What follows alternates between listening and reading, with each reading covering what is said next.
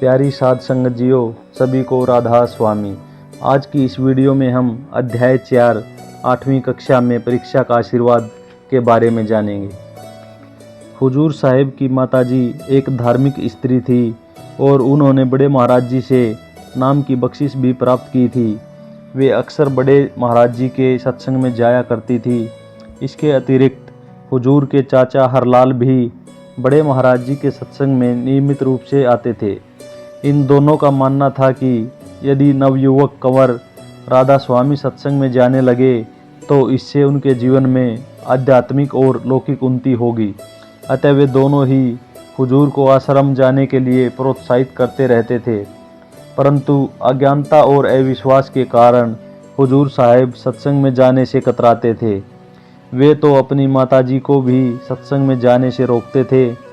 एक बार जब हुजूर साहिब ने खुद को दुविधा में पाया तो उन्होंने सोचा कि जिस भगत बड़े महाराज जी के पास उनकी माताजी जाती हैं, उनसे अपनी समस्या साझा की जाए। उनका संघर्ष यह था कि वे 8वीं कक्षा की परीक्षा की तैयारी ठीक से नहीं कर पाए थे और परीक्षा में उत्तर भी संतोषजनक ढंग से नहीं लिख पाए थे।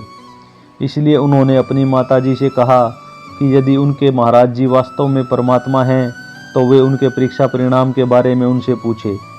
जब अगले दिन माताजी ने इस शंका को बड़े महाराज जी के समक्ष रखा तो उन्होंने स्पष्ट उत्तर दिया कि कंवर अवश्य ही पास हो जाएगा।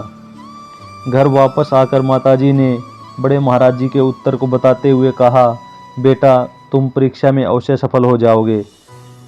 हुजूर साहिब ने फिर से अपनी माँ को बड़े महाराज जी के पास भेजा, इस बार पूछने के लिए कि जब उन्होंने परीक्षा में ठीक से उत्तर नहीं लिखा है तो क्या फिर भी वह पास होगा।